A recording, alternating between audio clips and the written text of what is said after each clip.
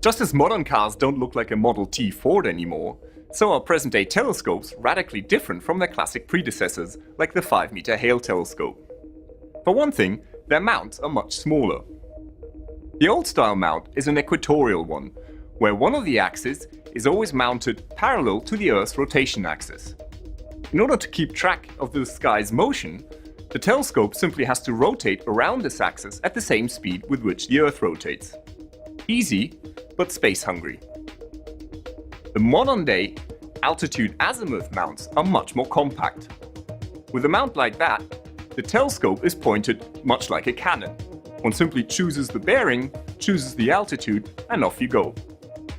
The problem is to keep track of the sky's motion. The telescope pretty much has to rotate around both axes and at varying speeds. Essentially, this only became possible once telescopes were computer-controlled. A smaller mount is cheaper to build. Moreover, it fits into a smaller dome, which reduces the cost even further, and it improves the image quality. Take the twin Keck telescopes on Hawaii, for example. Although their 10-meter mirrors are twice as large as the one of the Hale telescope, they nevertheless fit into smaller domes than the one on Palomar Mountain. Telescope mirrors have evolved too. They used to be thick and heavy. Now they're thin and lightweight. Mirror shells that can be many meters wide are cast in giant rotating ovens, and they are still less than 20 centimeters thick. An intricate support structure prevents the thin mirror from cracking under its own weight. Computer-controlled pistons and actuators also help to keep the mirror in perfect shape. This system is called active optics.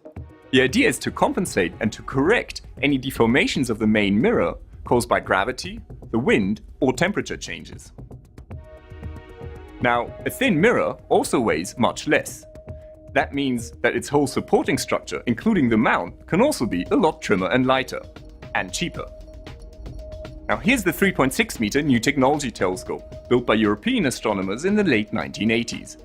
It served as a testbed for many of the new technologies in telescope building, and even its enclosure has nothing in common with traditional telescope domes. The New Technology Telescope was a great success. It was time to break the 6-meter barrier. Mauna Kea Observatory sits on the highest point in the Pacific, 4,200 meters above sea level. On the beaches of Hawaii, tourists enjoy the sun and the surf. But high above them, astronomers face chilling temperatures and altitude sickness in their quest to unravel the mysteries of the universe. The Keck telescopes are among the largest in the world. Their mirrors are 10 meters across and wafer thin. Tiled like a bathroom floor, they consist of 36 hexagonal segments, each controlled to nanometer precision. These are true giants devoted to observing the heavens, the cathedrals of science. Nightfall on Mauna Kea, the Keck telescopes begin collecting photons from the far reaches of the cosmos. Their twin mirrors combining to be effectively larger than all earlier telescopes. What will be tonight's catch?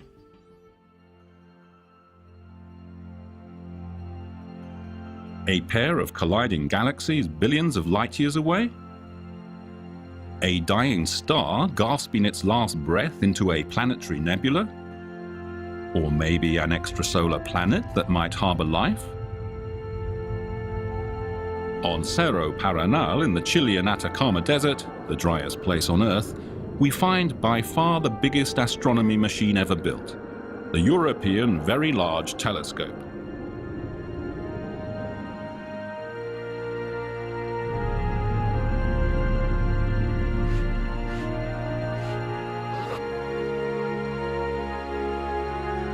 The VLT is really 4 telescopes in one, each sporting an 8.2-meter mirror. Antu, Cuyen, Melipal, Yepun. Native Mapuche names for the Sun, the Moon, the Southern Cross, and Venus. The huge mirrors were cast in Germany, polished in France, shipped to Chile, and then slowly transported across the desert. At sunset, the telescope enclosures open up. Starlight rains down on the VLT mirrors. new discoveries are made.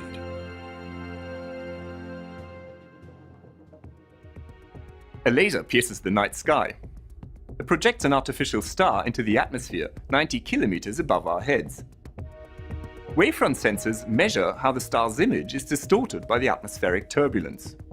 Then, fast computers tell a flexible mirror of how it has to deform itself in order to correct the distortion, in effect untwinkling the stars.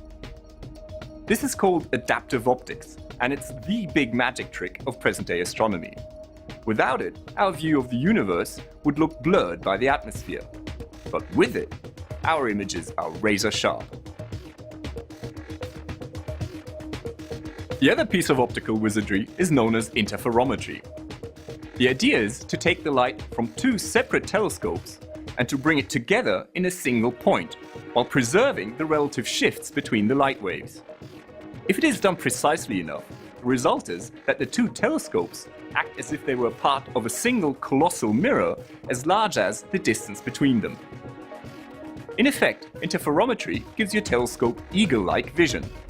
It allows smaller telescopes to reveal a level of detail that would otherwise only be visible with a much larger telescope. The twin Keck telescopes on Mauna Kea regularly team up as an interferometer.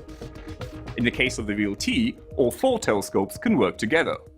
In addition, several smaller auxiliary telescopes can also join the ranks in order to sharpen up the view even more. Other big telescopes can be found all over the globe. Subaru and Gemini North on Mauna Kea, Gemini South and the Magellan telescopes in Chile,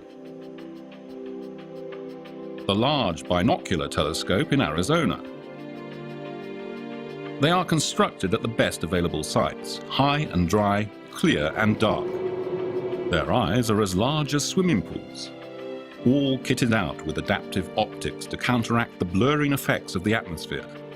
And sometimes they can have the resolution of a virtual behemoth thanks to interferometry. Here's what they've shown us. Planets, nebulae,